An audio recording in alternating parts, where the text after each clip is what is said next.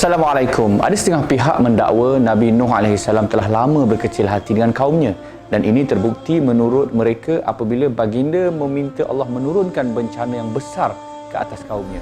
Permintaan Nabi Nuh ini telah dirakamkan dalam ayat 26 dan 27 dari surah Nuh yang bermaksud, dan berkata Nabi Nuh, "Wahai Tuhanku, janganlah engkau biarkan seorang pun dari orang-orang kafir hidup di atas muka bumi. Sesungguhnya jika engkau biarkan mereka hidup, nescaya mereka akan menyesatkan hamba-hambamu, dan mereka tidak akan melahirkan anak, melainkan golongan yang berbuat dosa dan kufur ingkar." Ayat ini seakan-akan menggambarkan bahawa Nabi Nuh AS sudah lama menanti saat kehancuran kaumnya. Setelah berdakwah, mengajak mereka memeluk Islam selama 950 tahun. Namun tidak ramai yang menyahut dakwah Nabi Nuh. Malah mereka menghina dan memperolok-olokkan baginda. Ya, memang menyakitkan hati bila kaum sendiri tidak hormat kepada Rasul mereka sendiri. Namun, benarkah dakwaan tersebut? Dr. Salah Al-Khalidi berkata, dakwaan ini tidak tepat disebabkan dua alasan. Yang pertama, label tidak sabar dan cepat terasa hati ini mungkin sesuai dikatakan kepada mereka yang baru berdakwah setahun, 2 tahun atau 3 tahun.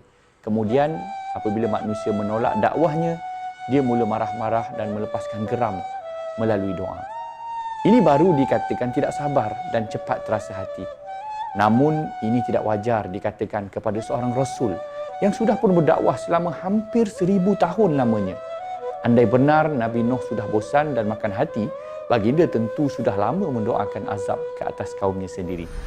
Yang kedua, Nabi Nuh hanya mula mendoakan bencana ke atas kaumnya setelah Allah menurunkan firman-Nya dalam surah Hud ayat 36 dan ayat 37 yang bermaksud, "Dan diwahyukan kepada Nuh bahawa sesungguhnya tidak akan ada lagi orang yang beriman dari kaummu melainkan orang-orang yang telah sedia beriman.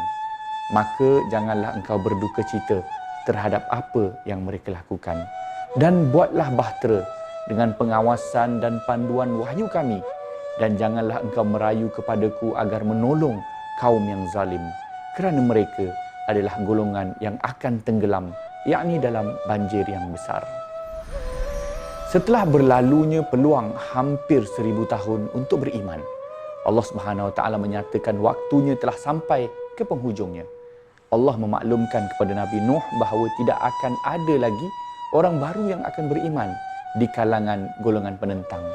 Malah mereka akan terus menentang dan memperolokkan kebenaran yang dibawa oleh Nabi Nuh alaihi salam.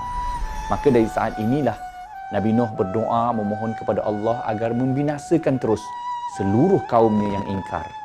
Seakan-akannya pengalaman hampir 1000 tahun Nabi Nuh mengajarkan bahawa kedegilan kaumnya sudah tidak ada ikhtiar lagi atau tiada ubat yang boleh menjinakkan hati mereka. Maka satu-satunya cara menamatkan kekufuran mereka ialah dengan membiarkan azab Allah turun meliputi mereka. Demikianlah antara cara memahami kisah-kisah Al-Quran. Ia perlu dikaitkan antara satu ayat dengan ayat yang lain agar ia dapat membimbing kita memahami kisah mengikut konteksnya yang betul. Semoga Allah memberikan petunjuknya kepada kita semua.